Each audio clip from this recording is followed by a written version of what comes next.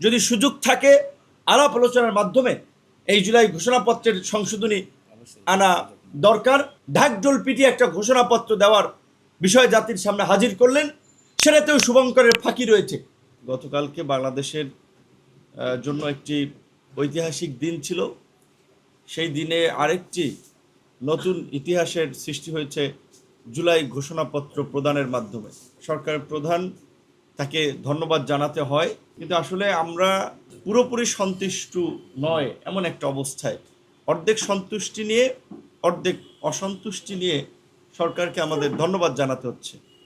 কারণ যেহেতু আমরা শুরু থেকেই বলে আসছি, এই গণ অভ্যুত্থানের মধ্যে দিয়ে গঠিত অন্তর্বর্তীকালীন সরকার আমাদের সকলের সরকার।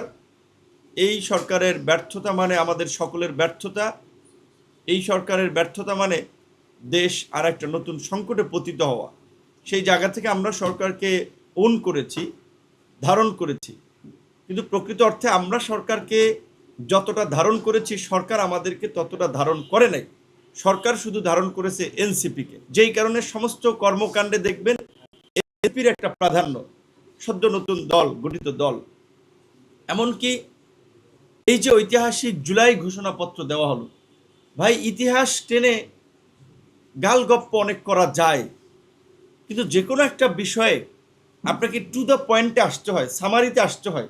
আমরা এই যে 10-15 মিনিট 5-7 মিনিট কথা বলি, টেলিভিশন যখন এটা নিউজ করে তখন কিন্তু কাট করে 1 থেকে 1.5 মিনিট বা 30 সেকেন্ড 50 সেকেন্ডের মূল বক্তব্যটাকে কাট করে, বিকজ প্রত্যেকটা জিনিসের একটা জিস্ট থাকে। তো এই গণ অভ্যুত্থানের জিস্ট, এই গণ অভ্যুত্থানের মূল মন্ত্র, এই গণ অভ্যুত্থানের মূল প্রেক্ষাপট ছিল 2018 সালের কোটা সংস্কার আন্দোলন। যেই আন্দোলনকে কেন্দ্র করেই, যেই আন্দোলনের মধ্যেই গড়ে উঠেছিল আমাদের ছোট ভাই বন্ধুদের, কিশোর বন্ধুদের নিরাপদ সড়ক আন্দোলন। এবং এই কোটা সংস্কার আন্দোলন এবং নিরাপদ সড়ক আন্দোলনের ধারাবাহিকতায় আমরা তরুণ প্রজন্মকে নিয়ে এই প্রথাগত রাজনীতির বাইরে আমরা সংগ্রাম চালিয়ে গেছি। এবং সেই সংগ্রাম থেকেই জন্ম নিয়েছে ছাত্র, যুব, শ্রমিক অধিকার পরিষদ, গণ অধিকার পরিষদ। এবং 2024-এ যেই আন্দোলন শুরু হয়েছে, আমাদের সাধারণ সম্পাদক যেটি বলেছেন, এই ধরনের একটি মিথ্যাচার, এই ধরনের একটি বিকৃত ইতিহাস জুলাইয়ের ঘোষণাপত্রে থাকবে, এটা আমরা প্রত্যাশা করি নাই। যে জুলাইয়ের আন্দোলন নাকি শুরু হয়েছে দুর্নীতি বিরোধী এবং কোটা বৈষম্যের বিরুদ্ধে। কিসের দুর্নীতির বিরুদ্ধে? কোথায় আন্দোলন শুরু হয়েছে? এই আন্দোলনের মধ্যে কোথাও লেখা ছিল, পরিষ্কারভাবে ব্যানারে লেখা ছিল 2018 সালের পরিপত্র পুনর্বহালের দাবিতে, পরিষ্কারভাবেই বলা ছিল পুনর্বহালের দাবিতে, ব্যানারটা ছিল বৈষম্য বিরোধী আন্দোলন। কাজী এই ধরনের উচ্চ শিক্ষিত লোক, জ্ঞানীগুণী লোকেরা একটা খসড়া আপনার দিবেন, সেই খসড়ায় একটা ডাহা মিথ্যা কথা থাকবে, এটা আমরা প্রত্যাশা করেছিলাম। এই জন্য বলেছি, মন গড়া ইতিহাস লেখা যায় না। আওয়ামী লীগ 71-এর যে ন্যারেটিভ বিনির্মাণ করার চেষ্টা করেছে, আমরা দেখেছি এই জুলাই গণ অভ্যুত্থান নিয়ে একটি গোষ্ঠী, তাদের মন গড়া একটা ইতিহাস বিনির্মাণ করার চেষ্টা করা হয়েছে। আমরা বিএনপি, জামাত এবং এনসিপির সুস্পষ্ট বক্তব্য চাই। আমরা যতদূর জানতে পেরেছি, এই ঘোষণাপত্র চূড়ান্ত করার আগে দফায় দফায় ফরমালি এবং ইনফরমালি বিএনপি, জামাত, এনসিপিকে নিয়ে বৈঠক হয়েছে। তাহলে বিএনপি, জামাত, এনসিপি এই মিথ্যাচার স্বীকৃতি দিয়েছে কিনা, কিংবা মিথ্যাকে ধারণ করে কিনা, আমরা সেটি জানতে চাই তাদের কাছে। যেহেতু আজকে প্রত্যেকটি দল আনুষ্ঠানিক প্রতিক্রিয়া দিচ্ছে, এই বিষয়ে সুস্পষ্ট তাদের মন্তব্য আমরা জানতে চাই।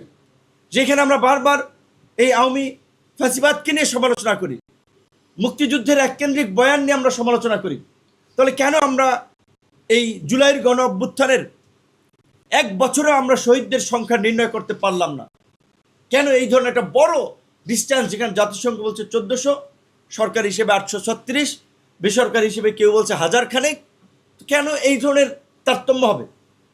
অভ্যুত্থানের 1 বছরের মাথায়ও আমরা একটা সঠিক ইতিহাস জাতির সামনে তুলে ধরতে পারলাম না। এটাই সরকারের ব্যর্থতা, আমাদের ব্যর্থতা নয়। কারণ সরকারে তারা সঠিক ইতিহাস তুলে ধরতে পারে নাই, তারা সঠিক তথ্য জাতির সামনে উপস্থাপন করতে পারে নাই। ঢাকঢোল পিটিয়ে একটা ঘোষণাপত্র দেওয়ার বিষয় জাতির সামনে হাজির করলেন, সেটাতেও শুভঙ্করের ফাঁকি রয়েছে। এইখানে বলা হয়েছে যে পরবর্তী নির্বাচনের নির্বাচিত সরকারের সংস্কারকৃত সংবিধান, তো তাহলে পরবর্তী নির্বাচিত সরকারের সংস্কারকৃত সংবিধানে যদি এটি অন্তর্ভুক্ত থাকে, পরবর্তী যদি সরকারি ডিসিশন নেয়, তাহলে এই আপনার জাতীয় ঐক্যমত্য কমিশনের নামে এই তামাশার কি দরকার ছিল? তামাশার তো কোনো দরকার নাই।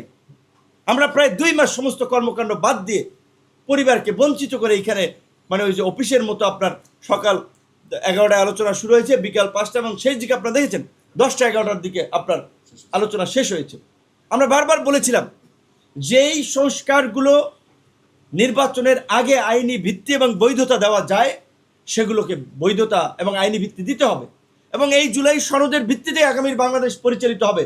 যেই জুলাই সনদের কথা ঘোষণাপত্রে উদ্ধৃত থাকবে, কিন্তু ঘোষণাপত্রে জুলাই সনদের কথা উল্লেখ নাই।